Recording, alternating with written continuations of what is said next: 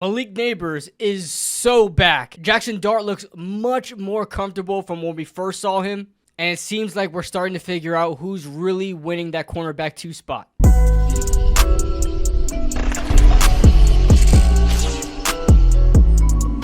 What is going on, guys? What is going on, 27 squad? Welcome back into another video. We are back after the Giants had a day off yesterday with I believe this is day 7 of OTA practices. I could be wrong. Day 7. Time is just flying by.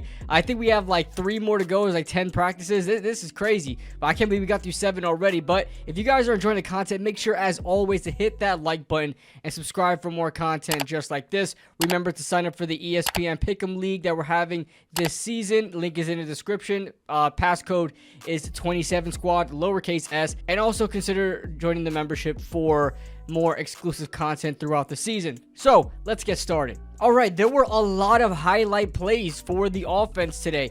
You know, the more we see the offense, let's be real here. The offense has been dominating this training camp, and I'm starting to get a little worried. Like, yes, we have some great plays from Brian Burns, Kayvon Thibodeau, Abdul Carter, but outside of those 3, we're really not seeing much, especially on the interior defensive line when Dexter Lawrence is not there, of course. And I listen, Paulson Adebo is kind of scaring me a little bit. I knew he's not a lockdown corner. He's a high-risk, high-reward type corner. But I am pretty concerned.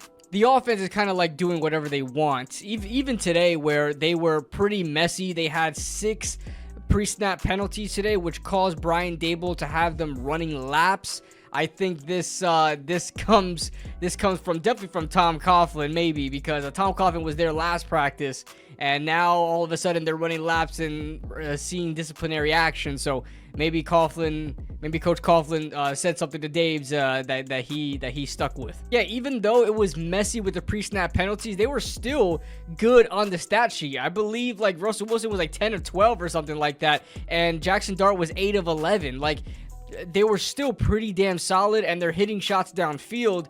There's little to no resistance from the back end of the defense. To highlight some of the injury updates, we got Malik Nabers is so back. Jaylen Hyatt is back, and he had a good highlight play on Paulson Adebo. We'll get into that later. And Wan'Dale Robinson is also back. The only one that's still out that is of serious note is Cam Skattebo. That's the only guy that I'm concerned about. So we'll see if there's any further update on him. And he's been out for about 2 practices now. I think this is his 2nd practice out. Let's get this out of the way. Russell Wilson has been doing pretty damn well. I'm satisfied for what we're seeing from Russell Wilson. He's not perfect, but I'm satisfied, especially with the deep ball. Look at this to Malik Nabers. My goodness. First of all, they knew exactly what they were doing with this angle. This looks a lot like that Odell Beckham catch, the sideline angle. Watching him catch that ball from the back end of the end zone. All right, let's talk about Jackson Dart. I am pretty encouraged by Jackson Dart right now. You guys know I wasn't his biggest fan coming out of the draft, and even during the pre-draft process, I just didn't really care to draft Jackson Dart. Thought he had some potential, but didn't really see much after that. But Jackson Dart has been doing pretty damn well in camp. He got off to a rough start, we all know, the first couple of days, and he's starting to really pick it up as he completed his first 7 passes. That's right, 7 straight passes today in camp during team drills, but he fizzled out. It kind of, the magic kind of went away as he was 1 for 4 in his last 4 throws. So that finished him off at 8 of 11 passes completed. But he had some highlight throws, including 2 to Montrell Washington. He had 1 deep down the middle. It was kind of low, but it was only to where Montrell can get it, and he made a nice catch to adjust to where the ball was at. And then Montrell Washington also had a deep corner route, sort of like on a sail concept, because you had that go route on the outside, but he was like running like a corner route. I really like the receivers, man. We got a lot of kind of, I guess you could say no-name guys like Montrell Washington, Bo Collins, Daquan Felton, Dalen Combre. Like, a lot of these receivers are like no-namers pretty much, but man, they're out there making plays for their quarterbacks. what really excites me with Jackson Dart is there's no lack of confidence. Like, if he messes up, it's because he's a rookie. He's ignorant, for lack of a better word. He's still learning, still learning the game, still letting it slow down.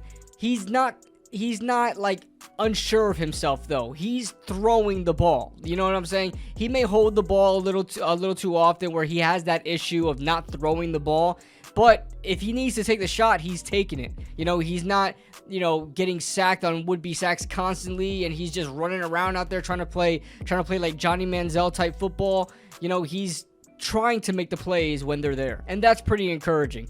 Moving on to the cornerback 2 spot, it seems like we're starting to get a little glimpse on who's winning that cornerback 2 spot, as Deonte Banks finally breaks the cycle. We haven't mentioned the cornerback 2 battle in maybe 1 or 2 practices, because I kind of just wanted to see what was going to happen. I didn't want to talk about it all the time, but this is the first time that first time that a cornerback on that cornerback 2 spot between Banks and Flott starts for the second straight practice, and that spot went to Deonte Banks. And in fact, not only did he start for the second straight practice, he had the most of the 2 corners as far as starting reps with the first team. So it seems like we're starting to get a little bit more confident on who is going to be the cornerback 2. I knew it was going to be Deonte Banks at the end of the day. He's just more talented, flat out. So he's just going to get the job. But I like the competition during training camp, because that's where you want to have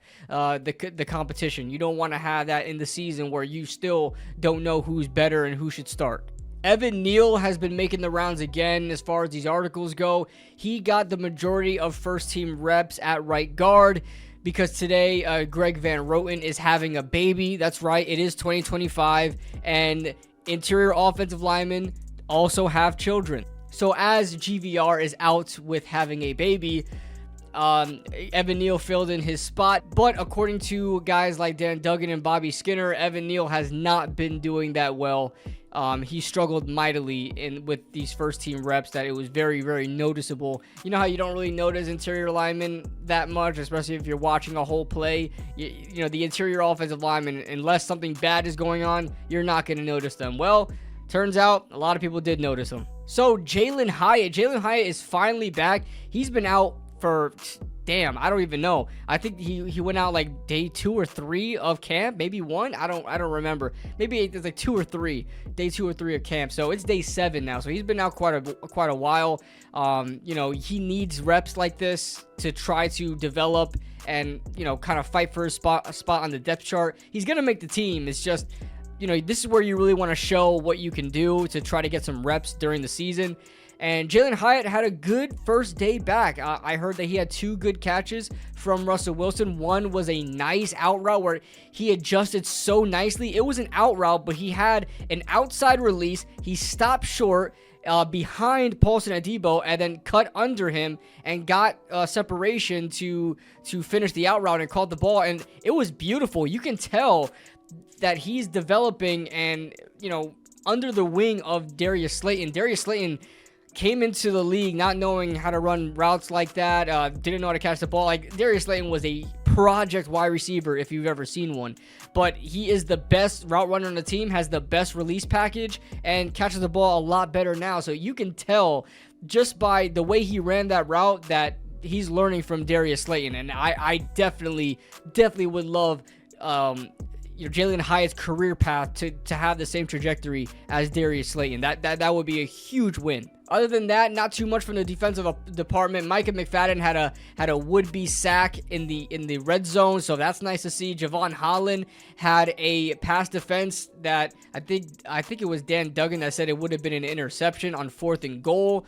There was a spacing issue between Theo Johnson and Tyrone Tracy, so Javon Holland, it was just easy for him. And defensive back Art Green had 2 pass breakups on Jameis Winston. There were no turnovers today, no takeaways, and I don't think too many sacks today. But that's all the important news I got for you guys today. Be sure to tune in tomorrow for OTA practice number 8. And then we have one, I believe, on